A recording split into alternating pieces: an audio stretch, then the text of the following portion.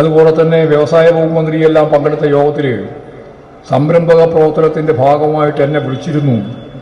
ഞാൻ ആ പരിപാടി പോയപ്പോൾ എനിക്ക് അത്യാഘാതമുണ്ടായി. ഞാനൊരു മുസ്ലിം ലീഗ് കുടുംബത്തിലാണ് ജനിച്ചത്, വളർന്നത്. അച്ഛനോ ഉപ്പിയൊക്കെ ഒരു മുസ്ലിം സ്ത്രീയാണ്, ഉപ്പിയൊക്കെ ലീഗ് തന്നെയാണ് മുമ്പ്.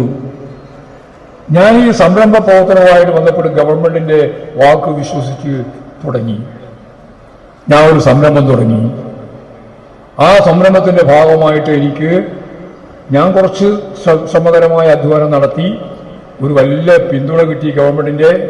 രാജീവൻ എൻ്റെ സംരംഭത്തെപ്പറ്റി, രാജീവൻ മന്ത്രി, കൃത്യമായിട്ട് ഫേസ്ബുക്കിൽ ഉൾപ്പെടെ എഴുതി.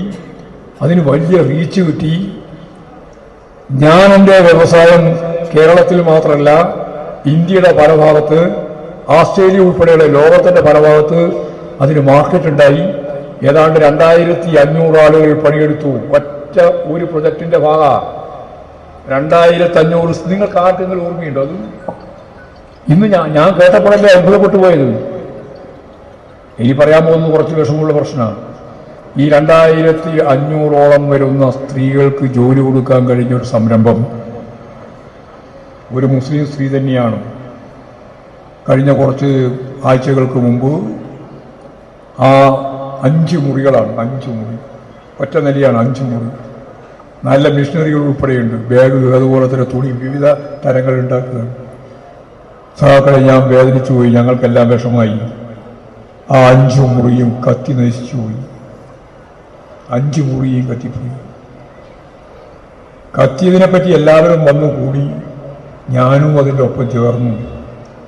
എന്നിട്ട് ആ ഷട്ടർ ഒന്നങ്ങോട്ട് ഉയർത്തിയപ്പോൾ ഞങ്ങളുടെ അധ്വാനത്തിൻ്റെ ഫലമായിട്ട് ഉണ്ടാക്കി വെച്ച മുഴുവൻ ആളിക്കത്തുന്ന കാഴ്ച കണ്ടപ്പോൾ ഞാനവിടെ ബോധം കെട്ട് വീണുപോയി എന്ന് എന്നോട് ഇപ്പോൾ ഞാനിവിടെ വരുന്നതിന് മുമ്പ് എന്നോട് പറഞ്ഞാണ് ആ സ്ത്രീ. ബോധം കെട്ട് വീണുപോയി. ആസ്പത്രി കിടക്കേണ്ടി വന്നു. ഒരു ജീവിതത്തിൽ നേടാനാവുമെന്ന് പ്രതീക്ഷിച്ച് നേടിക്കൊണ്ടിരിക്കുന്ന ഏറ്റവും വലിയൊരു മുന്നേറ്റത്തെ അഗ്നി അവർക്ക് അത് ഇരയാക്കി. അവർക്കത് തുടങ്ങാനാവുന്നില്ല. അത് തുടങ്ങണമെങ്കിൽ ഒരു 10-20 ലക്ഷം ഉറുപ്പ്യെങ്കിലും മിനിമം വേണം. 15 ലക്ഷം ഉറുപ്പ്യ യന്ത്രസാമഗ്രികൾ വാങ്ങണം. അല്ല, കത്തി തകർന്നുപോയി. എന്നോട് പറയണ്ട. ഞാൻ അപ്പോൾ തന്നെ രാജീവനെ വിളിച്ചു, മന്ത്രിയെ വിളിച്ചു. ഞാൻ വിളിച്ചപ്പോൾ രാജീവൻ അറിയാം. രാജീവൻ പറഞ്ഞു, വയനാട്ടിൽ ഏറ്റവും നല്ല സംരംഭമായിരുന്നു, 2500 ആൾക്ക് ജോലി. ഞാനിവിടെ പറഞ്ഞത് ഒരു സംരംഭത്തിന് 2 ആളെ കൂട്ടിയാൽ 3 ലക്ഷമായി എന്നാണ് പറഞ്ഞത്. അല്ല, 3.5 ലക്ഷം കൂട്ടിയാൽ 7 ലക്ഷമായി. അതിൽ ഈ സംരംഭം കൂടി വരും.